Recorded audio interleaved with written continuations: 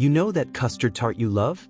Believe it or not, it was created by monks who had leftover egg yolks, because they used the whites to starch their robes. And today it's the world's best-kept dessert, literally locked away.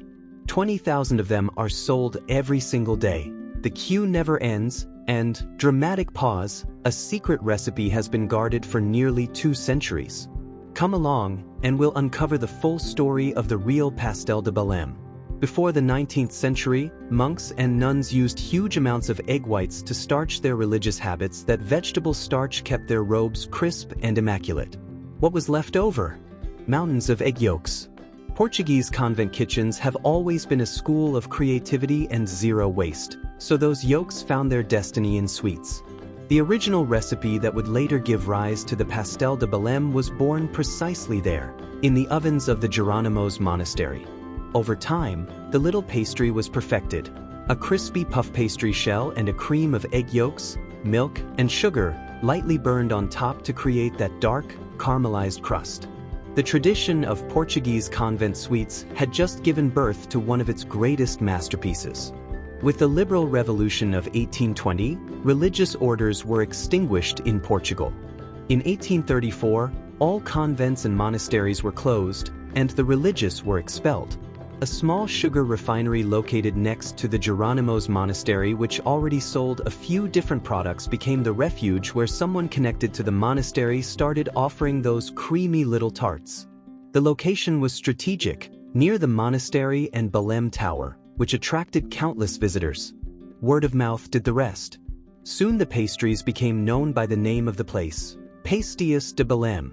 Thus, in 1837, the premises where the sweet began to be made regularly were established, attached to the old refinery, the seed of the bakery we know today.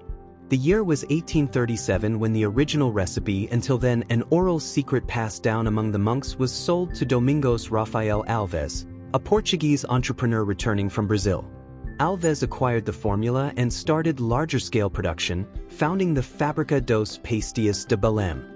The business prospered so much that the place became a mandatory stop for anyone visiting Lisbon. Later, in 1879, Domingos himself bought the recipe outright.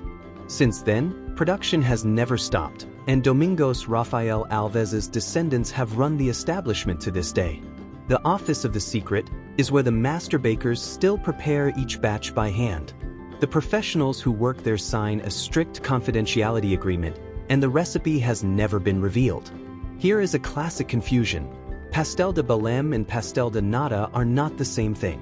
The Pastéis de Nata, which you can find in any Portuguese bakery and even in cafes on the other side of the world, are a reinterpretation or an inspiration of the original recipe. The true Pastel de Belém is only made in the original factory in Belém, where the secret recipe guarantees an unmistakable flavor. The difference is felt both in the texture of the dough, crunchier and flakier in the original, and in the creaminess of the filling. The fact that the recipe is kept secret is the main reason why Pastel de Belém has achieved the status of gastronomic heritage and cannot be faithfully copied. 20,000 tarts a day. The bakery is estimated to sell, on average, 20,000 units daily, a number that can double on weekends. Affordable price. They cost a little over €1. Endless queues. Every day, tourists and locals queue around the block. Award. In 2011, Pastel de Belém was distinguished as one of the 7 wonders of Portuguese gastronomy. Global leadership.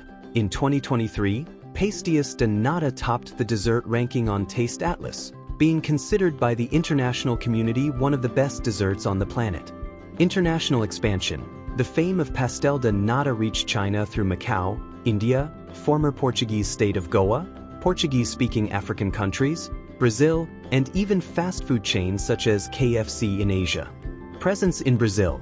The sweet is also very popular in Brazil, being sold even by well-known brands of Arab savories. The 1755 mystery. Some historians point out that the Great Lisbon earthquake of 1755 may have been one of the factors that accelerated the spread of convent sweets. Portuguese proverb. Old folk wisdom says that a bride who eats a pastel won't take off her ring. That's why, on their wedding day, many newlyweds visit the bakery in full wedding attire to taste the little tarts. Frustrated revelations. Over the years, several journalists and bloggers have tried to uncover the secret recipe, but the office of the secret remains impenetrable. Asian KFC. For many Chinese and Japanese people, their first contact with Pastel de Belém happens in a fried chicken restaurant, such as the popularity the sweet has achieved in the East. The most valuable secret. The recipe has never been written down and coded, is kept only in the memory of 3 master bakers who pass it down orally to their successors.